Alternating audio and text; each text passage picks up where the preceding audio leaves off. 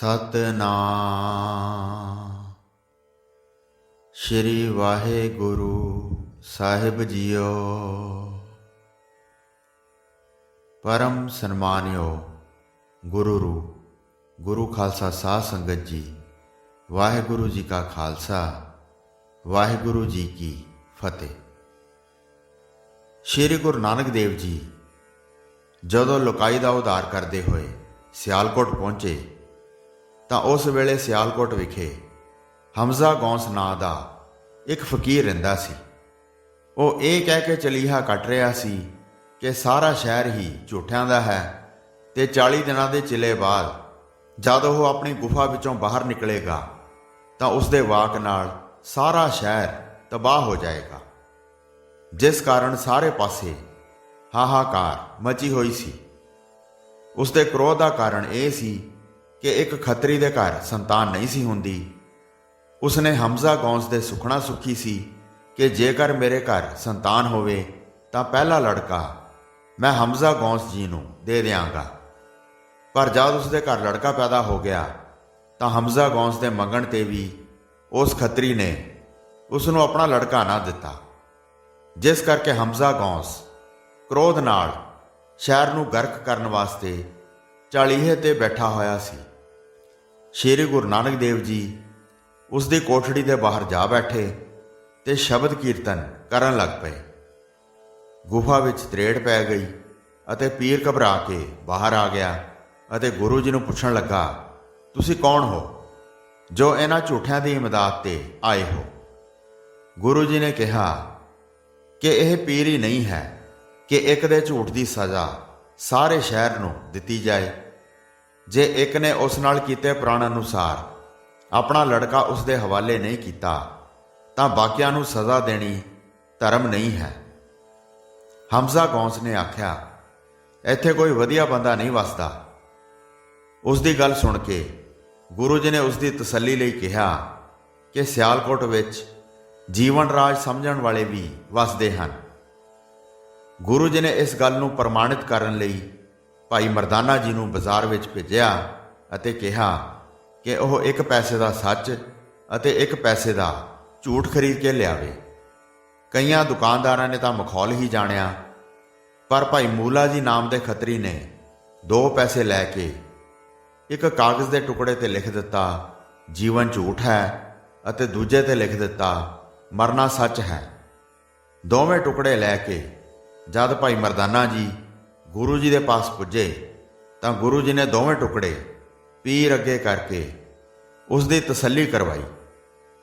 हमजा गौंस नूं उपदेश दिंदियां गुरु जी ने फरमाया, पीर जी रब की शक्ति नूं कदी भी वंगारना नहीं चाहिए। परमात्मा का कानून अपने हाथ विच नहीं लेना चाहिए। वह आप ही जानता है कि पापियां अकिरत घणां नूं कदों ते किवें सज़ा देनी है। फकीर का एक ही काम है कि प्रभु की भगती विच लगे रहना ते उसकी खलकत की सेवा करनी ते भला मंगना। उन्हां नूं जंजालां विच फसना नहीं चाहिए। एक ममता विचों निकल के दूजी विच पैण दा की लाभ है। गुरु जी के बचन सुन के हमजा गौंस गुरु जी के चरनी लग गया। जिस बेरी के दरख्त हेठां बैठ के गुरु जी ने उपदेश दिता सी, उत्थे श्री गुरु नानक देव जी की याद विच अज एक गुरुद्वारा बनया होया है। साध संगत जी इसे प्रकार एक बारी लोकाई का उद्धार करते हुए श्री गुरु नानक देव जी मरदाना जी के नाल पानीपत पहुँचे। पानीपत विखे शेख ततीहार गुरु जी को मिल के बहुत प्रसन्न होया। उसने गुरु जी की आओ भगत अते सेवा की। उस समय पानीपत विखे शाह शरफ नां दा एक फकीर रहिंदा सी। शाह शरफ की उस इलाके विच बहुत मानता सी। गुरु जी ते शेख ततीहार दरवेश शाह शरफ के डेरे ते पहुँचे। शाह शरफ सूफी संत सी, पर उसनों अपनी रूहानी ताकत ते बहुत माण सी। शाह शरफ ने गुरु जी नूं सवाल किया कि तुसी गृहस्थियां वाला पहरावा क्यों पहनिया होया है अते जदों तुसी संसार त्याग दिता है तां दाढ़ी केस क्यों रखे हुए हैं? गुरु जी ने जवाब दिता कि असली साधु बनने लई ਸਿਰ ਨਹੀਂ, ਮਨ ਨੂੰ ਮੁੰਨਣਾ ਚਾਹੀਦਾ ਹੈ। ਧਰਤੀ ਦੀ ਖਾਕ ਦੀ ਤਰ੍ਹਾਂ ਨਿਮਰਤਾ ਮਨ ਵਿੱਚ ਲਿਆਉਣੀ ਚਾਹੀਦੀ ਹੈ। ਪਹਿਰਾਵਾ ਇਨਸਾਨ ਦੇ ਚੰਗੇਪਨ ਦੀ ਪਹਿਚਾਣ ਨਹੀਂ। ਜੇਕਰ ਤੁਸੀਂ ਅਕਾਲ ਪੁਰਖ ਨੂੰ ਆਪਣੇ ਮਨ ਵਿੱਚ ਵਸਾਉਂਦੇ ਹੋ ਅਤੇ ਭਲੇ ਪੁਰਸ਼ਾਂ ਦੀ ਸੰਗਤ ਵਿੱਚ ਰਹਿੰਦੇ ਹੋ, ਦੁਨੀਆ ਵਿੱਚ ਪਿਆਰ ਵੰਡਦੇ ਹੋ ਅਤੇ ਲੋਕਾਂ ਦੇ ਦੁੱਖ ਦੂਰ ਕਰਨ ਲਈ ਆਪਣੇ ਸੁੱਖ ਦਾ ਤਿਆਗ ਕਰਦੇ ਹੋ, ਅਕਾਲ ਪੁਰਖ ਨੂੰ ਹਰ ਸਮੇਂ ਯਾਦ ਰੱਖਦੇ ਹੋ, ਤਾਂ ਜੋ ਵੀ ਤੁਸੀਂ ਪਹਿਨਦੇ ਹੋ ਉਹ ਪਵਿੱਤਰ ਹੋ ਜਾਂਦਾ ਹੈ।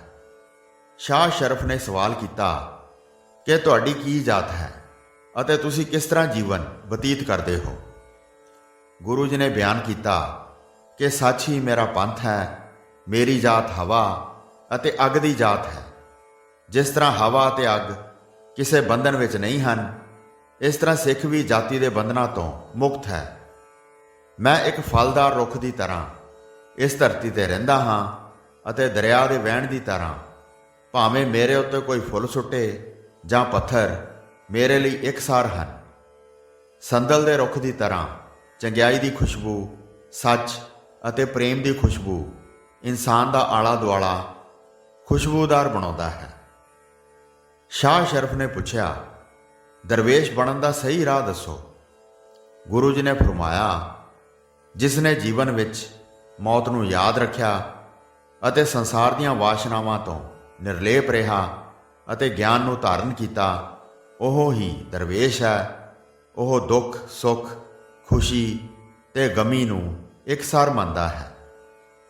ਹਉਮੈ, ਕ੍ਰੋਧ ਤੇ ਲਾਲਚ ਦਾ ਤਿਆਗ ਕਰਦਾ ਹੈ ਅਤੇ ਇਕਚਿਤ ਹੋ ਕੇ ਪ੍ਰਭੂ ਦੀ ਭਗਤੀ ਕਰਦਾ ਹੈ ਅਤੇ ਉਸ ਤੋਂ ਬਿਨਾਂ ਕਿਸੇ ਦਾ ਭੈ ਨਹੀਂ ਮੰਨਦਾ।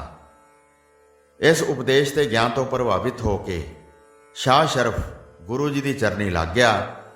ਸ਼ਾਹ ਸ਼ਰਫ ਨੇ ਗੁਰੂ ਜੀ ਦੇ ਹੱਥ ਚੁੰਮੇ, ਗੁਰੂ ਜੀ ਨੂੰ ਆਪਣੇ ਆਸਣ ਤੇ ਬਿਠਾ ਕੇ ਉਹਨਾਂ ਦੀ ਸੇਵਾ ਕੀਤੀ ਅਤੇ ਅੱਗੇ ਤੋਂ ਗੁਰੂ ਜੀ ਦੇ ਰਾਹ ਤੇ ਚੱਲ ਕੇ ਲੋਕਾਂ ਦੀ ਸੇਵਾ ਕਰਨ ਦਾ ਵਚਨ ਦਿੱਤਾ। ਸ਼ਾਹ ਸ਼ਰਫ ਨੇ ਗੁਰੂ ਜੀ ਦੇ ਚਰਨੀ ਲੱਗ ਕੇ ਆਪਣਾ ਜੀਵਨ ਸਫਲ ਕਰ ਲਿਆ। ਸੱਚੇ ਪਾਤਸ਼ਾਹ ਧੰਨ ਸ਼੍ਰੀ ਗੁਰੂ ਨਾਨਕ ਦੇਵ ਜੀ ਨੇ ਸਮਾਜ ਵਿੱਚੋਂ ਅਗਿਆਨਤਾ ਦੇ ਹਨੇਰੇ ਨੂੰ ਦੂਰ ਕਰਕੇ ਗਿਆਨ ਦੀ ਰੋਸ਼ਨੀ ਨੂੰ ਉਜਾਗਰ ਕੀਤਾ।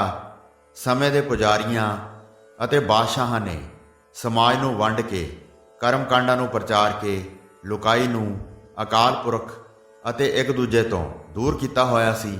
ਸ਼੍ਰੀ ਗੁਰੂ ਨਾਨਕ ਦੇਵ ਜੀ ਨੇ ਨਾ ਹਮ ਹਿੰਦੂ ਨਾ ਮੁਸਲਮਾਨ ਦੀ ਆਵਾਜ਼ ਨਾਲ ਸਮਾਜ ਨੂੰ ਫਿਰਕੂ ਵੰਡ ਤੋਂ ਬਾਹਰ ਕੱਢਣ ਤੇ ਇੱਕ ਅਕਾਲ ਪੁਰਖ ਦੀ ਪੂਜਾ ਕਰਨ ਦਾ ਰਾਹ ਦੱਸਿਆ। ਇਹ ਗਿਆਨ ਸ਼੍ਰੀ ਗੁਰੂ ਨਾਨਕ ਦੇਵ ਜੀ ਨੇ ਆਮ ਆਦਮੀ ਦੀ ਬੋਲੀ ਵਿੱਚ ਦਿੱਤਾ, ਜੋ ਜਲਦੀ ਹੀ ਲੋਕਾਂ ਵਿੱਚ ਪ੍ਰਚਲਿਤ ਹੋ ਗਿਆ।